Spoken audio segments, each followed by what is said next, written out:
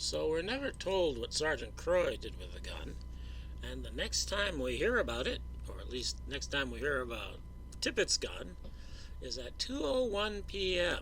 when Unit 22, L.L. Hill, Patrolman L.L. Hill, gets on the radio, and for whatever reason he says, in case, unable to read, regarding Officer Tippit's pistol, I gave it to Sergeant Owens. I would like to hear the unable to read part for myself, but apparently the recording is not available. At least I can't find it anywhere. But I'm suspicious that it's something like, in case it still matters, regarding Officer Tippit's pistol, I gave it to Sergeant Owens. But I guess I'll never know. So if we're talking about the same gun here, how did it get from Sergeant Croy to Patrolman Hill? Well, we have, I don't know, but we have in this film here, we have what I take to be Sergeant Croy's automobile at the scene of the shooting on 10th Street. And it looks like there's two people sitting in it, probably two police officers, because it looks like they're probably both wearing the typical police hat. You can't be absolutely sure of that. So maybe it's possible that L.L. Hill got together with Sergeant Croy, and I suppose you could theorize that Croy gave Hill the gun, and that then Hill gave it to Sergeant Owens. You might wonder why that would be done. I mean, why would Sergeant Croy select Hill? I suppose he could have just given it to Hill, but it would be odd if they're sitting in his private car together like that. But you can't really know. You can only speculate about that. But anyway, in his Warren Commission testimony, Sergeant Owens seems to think that he got the gun, maybe. I'm going to read some of that. Here's where I'm not quite sure. I don't know whether I was given the gun and all, but I believe I was given the gun, and this was Tippit's gun and shells. Do you recall who gave them to you? No, some officer, but I don't know who it was. And how long did you have the gun and shells in your custody? Well, I had them at the hospital, and we put them in a paper envelope, a large paper envelope with some more of his possessions. Did you make any identifying marks on them? No, they were his city issued, his own gun. And do you recall whom you gave them to eventually? No, I believe it was Barton. I'm not sure. I couldn't say positively who I gave them to go put them in the property room. In fact, I don't even know whether I gave them to anybody. I might have taken them out to the Oak Cliff substation and put them in our property room. I don't know. And at the end of his testimony, he says, I don't know anything else. As I say, I couldn't remember where they handed me the gun. I knew it was at the scene because my wife said she saw it on television and I had his gun. And when I asked her about it, she said it wasn't the suspect's gun. She knew because she has been a policeman's wife long enough to know I wouldn't be handling a gun like that if it was the suspect's. I think obviously what Owens is talking about is his wife having seen that footage that I've shown here already, where apparently it's Sergeant Croy with the gun. Now, I only know it's Sergeant Croy because that's what is said. But apparently his wife thought that was Sergeant Owens, her husband. And because it doesn't show the face, and you can see there's a sergeant's stripe on this person. So it's a sergeant. Perhaps the wife mistakenly thought it was her husband. Maybe that's adding to Owen's confusion here. It's certainly adding to mine. But anyway, I think what's important here is that Owens doesn't seem to really be sure about anything, and yet it seems to be pretty clear that he did have the gun at the hospital.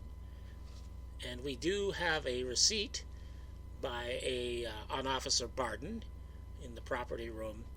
And this gun, it is said on here, has a particular serial number, which does match Tippit's gun. So it looks like Tippit's actual gun did eventually get turned in to the property room. And Owens seems to be sure that he did have Tippit's issued gun, when he was at the hospital at least. So it seems to me that probably L.L. Hill did give him Tippit's actual gun. Whether this is the same gun that Croy was holding earlier or that Calloway picked up, you can't know for sure, because we don't know what happened to the gun after Croy had it. We know Hill gave Owens a gun, but we don't know that it's the same gun that Croy had. And what I suspect here is the gun that Hill gave to Owens is not the same gun that Calloway picked up on 10th Street. I think a switch was made. And I don't have an explanation for everything here, but I think the gun that Calloway picked up and went into the cab with Scoggins and brought in the opposite direction of the fleeing suspect, that gun was probably given to the person spotted in the car who the witness thought was Oswald. I think that's why that person is there. I think that's what makes the most sense.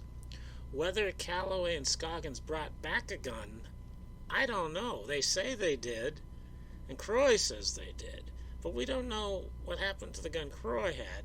Now, maybe they did bring back a gun, and maybe Croy is holding the gun they brought back, but maybe that gun is not the gun that Calloway had taken away, and maybe that gun isn't even Tippit's gun. That might just be a prop gun to make it look as though, to have it filmed as proof that the gun did return to the scene. And maybe it's not even Tippit's gun. That might just be a stand-in gun until L.L. Hill gets there with Tippit's gun from wherever he got it. Sergeant Owens is a 23-year veteran at the time, and he was in charge of the Oak Cliff District on this day. And his confusion about all of this doesn't seem to make sense for a sergeant who has some significant responsibility. I would think he would know who gave him the gun. Maybe he was told not to say who gave him the gun. And anyway, the best evidence we have is that L.L. Hill gave the gun to Owens. We have him saying in real time on the radio that he gave the gun to Sergeant Owens. He gave Tippit's gun to Sergeant Owens. Whatever gun that is, whether it was the same one on 10th Street, apparently L.L. Hill gave Tippit's actual gun to Owens, and that's the gun that Owens gave to Barton, and that's the one that matches Tippit's issued gun. So I think it's important to take a look at L.L. Hill. And L.L. Hill enters the story here at 12:37 when he's calling in from Dealey Plaza. He's calling in to tell the dispatcher that he has some witness information to relay.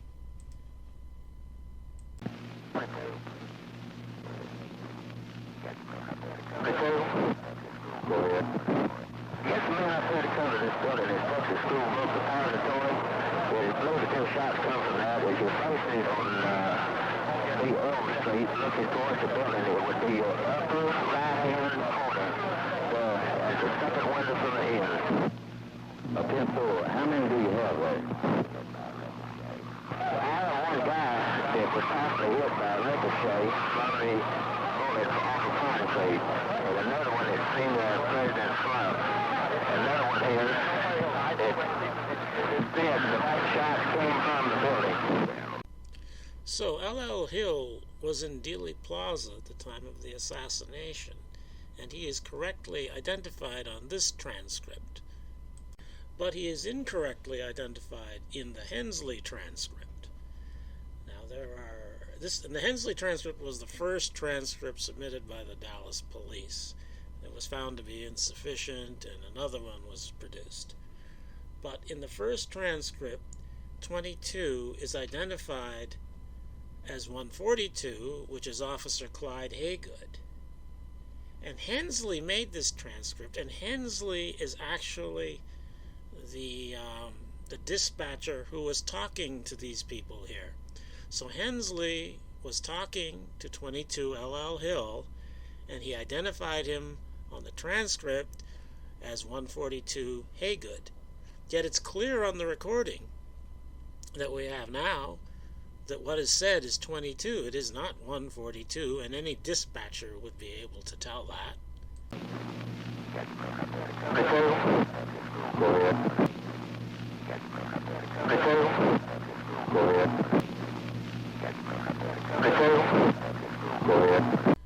So I don't think this is a mistake. I think Hensley intentionally misidentified 22 as 142, and that this is because he doesn't want us to know that L.L. Hill was in Dealey Plaza at the time the president was shot.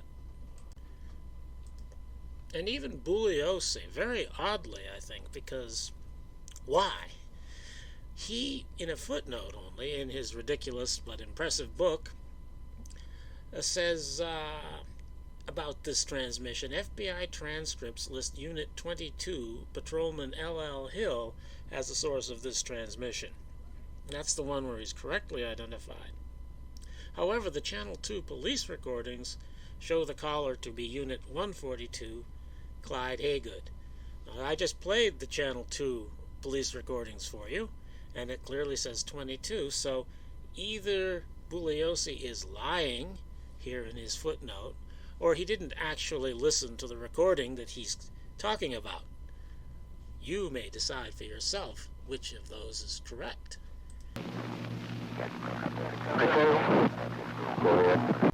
So why are they trying to hide the fact that L.L. Hill was in Dealey Plaza at the time of the assassination? I think the reason is because he wasn't supposed to be there. Officially, anyway, he was assigned to District 22. That's why his number is 22. And at 12:12, 18 minutes before the assassination, according to the radio traffic, he had been sent to a location in his district at 3811 Mikan. And he said he was going there.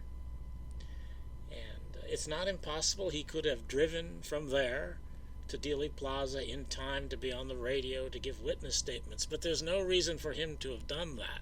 No call was put out for anyone to go to Dealey Plaza before 12:37, and obviously he had been there at least a couple of minutes before 12:37 because he's calling in with a report of having talked to witnesses.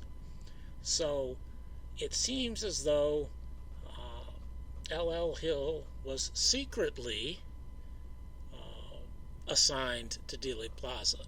That is, the official story doesn't want it to look that way, but that he actually was assigned to Dealey Plaza, because he wouldn't be there if he was just doing District 22, he wouldn't be in Dealey Plaza at 12:37. And if you're watching on YouTube, this is the end of part 2.